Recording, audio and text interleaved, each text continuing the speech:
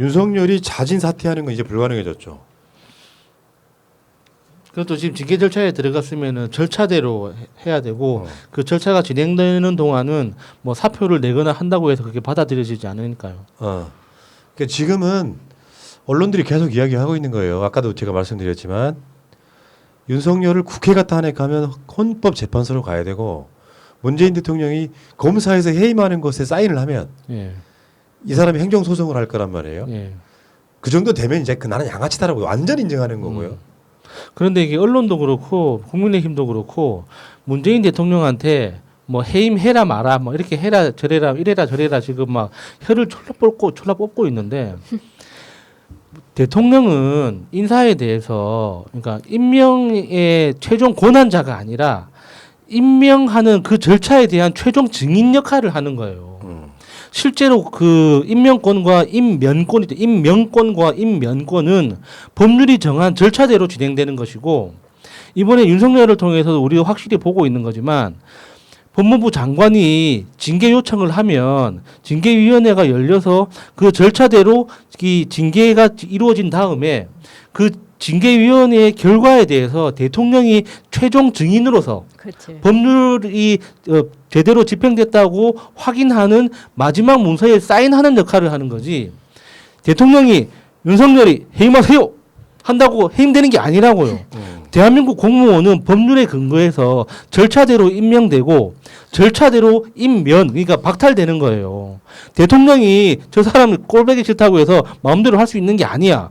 근데 왜 독재자라고 욕하면서 독재를 하라고 요구를 하냐고. 말이 안 되잖아 이것들이. 그러니까 그 전에 뭐 박정희나 이명박근혜 때 우리가 너무 쉽게 그런 것들을 봐왔기 때문에 대통령이 당연히 그렇게 할 수 있을 거라고 은연중에 생각을 하고 있는 거예요. 그래서 우리 쪽에 들어오시는 분들도 채팅창에서 왜 문 대통령이 윤석열을 해임하지 않느냐 이런 글 많이 써주시는데 여러 차례 우리가 얘기를 드렸습니다. 문 대통령이 그렇게 할 수 없는 상황이다. 그러니까 법적으로 그렇게 돼 있는 거예요. 그러니까 다시 말씀드려 볼게요.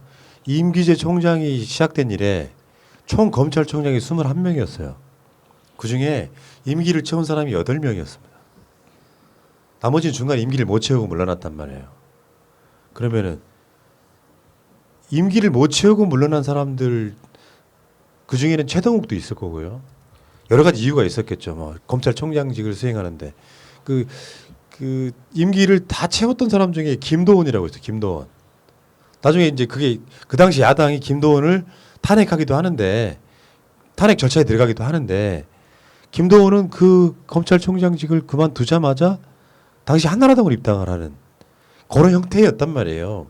그러니까 이쪽에 계신 분 중에 아주 일부는 임기를 보장하는 게 중요하다. 이게 선례로 남는다 이야기하는데 그거는요. 오히려 문무일처럼 최소한 문무일이 임기 마지막에 욕을 먹었던 부분은 검사들의 자기 권익을 지키려는 약간의 행동이 있었어요.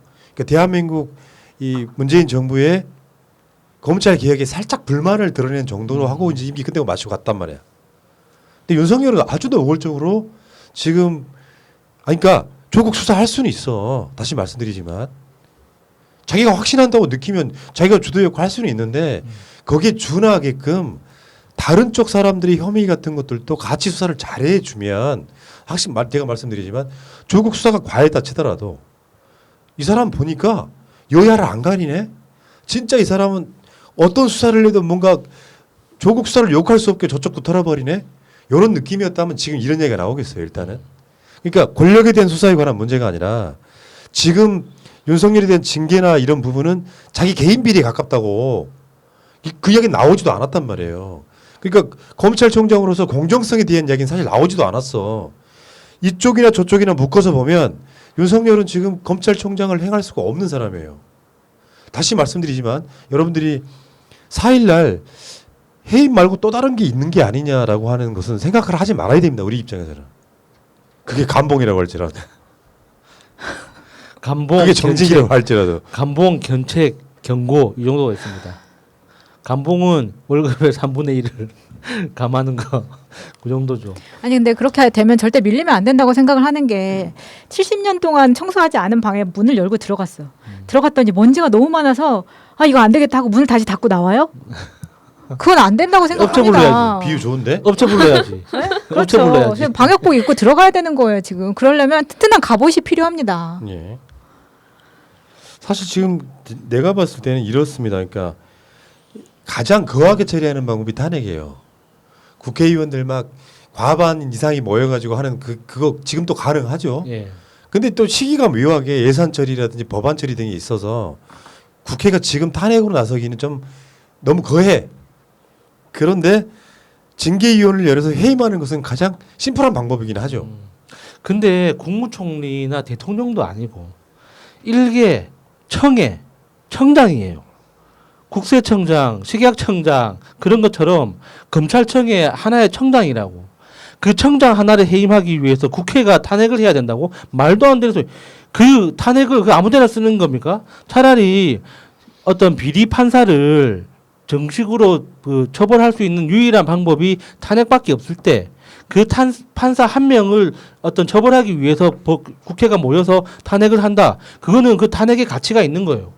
근데 장관도 아니고 국무총리도 아니고 대통령도 아닌 그 일개 청장 하나를 탄핵하기 위해서 국회가 뭐 노력을 해야 된다고? 그거는 진짜 개미 한 마리 잡으려고 칼 빼드는 거랑 똑같죠. 앞으로 법을 바꿔야 됩니다. 이게 법이 미비해 생긴 일이에요. 너무 민주적인 걸 강조하다 보니까 징계를 해. 뭐 징계에 대한 가처분 신청을 내. 받아들일 수 없다고. 계속 이런 식으로 어그로가 가능한 거 있잖아요. 근데 이제 예를 들어서 임기제 검찰총장이고 사실 이건 정치적 임명이잖아요. 정무직이란 말이에요. 정권이 임명하는 사람이야. 그러니까 예전에 어떤 마인드 속에는 대통령이 헛기침만 해도 아 나한테 불편해하는구나 그러면 두 가지 선택할 수 있지. 무릎 꿇고 사죄를 하거나 청와대 들어가 조인트를 까이거나 아니면은 노골적으로 반대를 하면은 국정원에 의해서 사생활이 털리거나. 그러니까 윤석열처럼 지금 반기를 들 수가 없는 거죠. 윤석열이 저럴 수 있다는 것 자체가 사실은 민주주의 국가의 상징이 돼버린 겁니다. 좋게 표현하면. 윤석열 같은 검찰총장을 우리가 사상 초유로 보는 이유 중에 하나가 이전에 그렇게 할 수 없었단 말이에요. 설마 윤석열 같은 자가 나오리하고 그 관련된 법도 사실 미비했던 거라고 생각이 들어요. 근데 이게 이제 악용될 소지가 있기 때문에 함부로 쓰지는 못하지만 나는 윤석열 법이 나와 있다고 생각해.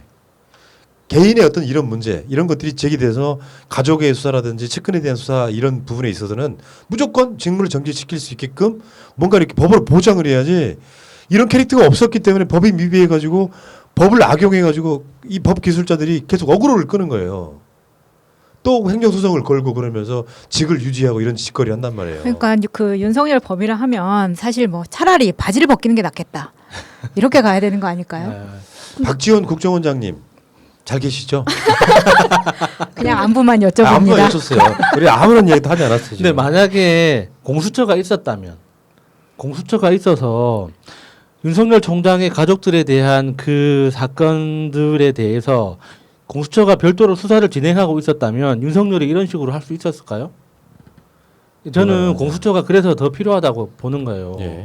그러니까 이런 고위공직자들이 자신들의 결점이 뭐 감추는 방법으로서 뭐 어떤 식으로 하는지 우리가 다 보고 있지 않습니까? 그럼에도 불구하고 공수처 같은 기관이 있어야지 검찰같이 무소불위의 권한을 가진 곳을 견제할 수 있는 거예요. 지금 검찰 개혁을 통해서 수사권의 대부분이 경찰로 이관이 되고 무슨 그 몇 가지 그 권한만 비리나 몇 가지 정치적인 것에 대해서만 권한이 남는다고 하지만 그 남아 있는 조금의 그 수사 권한만 가지고도 이런 식으로 할 수 있단 말이에요. 그래서 저 공수처 같은 그런 기관이 더 절실하게 필요한 겁니다. 그래서 우리가 계속 이렇게 이야기하는 거 있잖아요. 검찰을 해체하고 기소청이나 기소국 차원으로 남겨야 된다. 그리고 안 그러면은 영국처럼 그냥 사무실 하나만 덜렁이 있는 기소청으로 만든 다음에 공소유지 검사를 그러니까 계약직으로 계속 그냥 그 사건마다 배당하는 방식으로 가야 된다고 이야기하는 이유가 거기 있는 거 아닙니까? 예. 나는 이제 언론이나 이런 국민의 침해 프레임이 좀 한심하다고 느끼는 거 이런 거야. 윤석열이 문재인 정부의 반기를 든 모양새 때문에 윤석열을 옹호하지만요.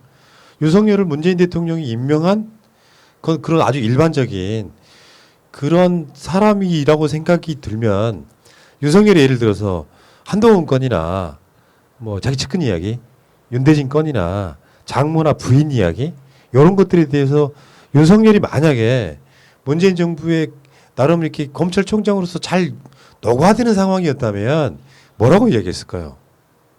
정치권은 그러면 안 되는 거죠. 윤석열 자체가 본인의 부인 측근들에 관한 것도 엄정하게 수사를 하라고 하는 이야기가 분명히 있었을 거고 그것 때문에 윤석열을 탄핵해야 된다고 이야기를 했을 거예요. 그러니까 윤석열 자체를 해석하는 사람에 따라서는 저쪽에서는 문재인 정부를 흔들기 때문에 윤석열의 개인 비리를 숨겨주는 형태로 지금 들어와가지고 윤석열을 지키자고 하는 인간들이 바로 그렇게 세뇌가 된 사람들인 거고 다시 한번 말씀드리면 그 자리에 윤석열 자리에 추미애 장관이나 조국 장관을 갖다 놓으면 정반대 이야기를 했을 사람들이란 말이죠. 문제는 이 사건을 바라보는 관점이 윤석열의 개인 비리라는 부분이 너무 부각이 안 되고 있습니다. 어떤 식으로 프레임을 만들었기 때문이냐면 윤석열이 정권의 핵심을 수사했기 때문에 억지로 뭔가 죄를 만들었다고 생각하는 거예요. 저쪽 사람들 입장에서 그 목소리가 지금 일부 어느 정도 먹히고 있다라고 보는데 저는 지금 4일날 징계위원회에서 중징계해서 문재인 대통령이 그거를 추미애 장관이 해임 건의하고 사인하는 쪽으로 갈 거다라고 의심이 여럿이 바라봐요. 그러니까 여러분들이 지금 하루 반 이틀 정도만 더 기다려주시기 바라겠고 자.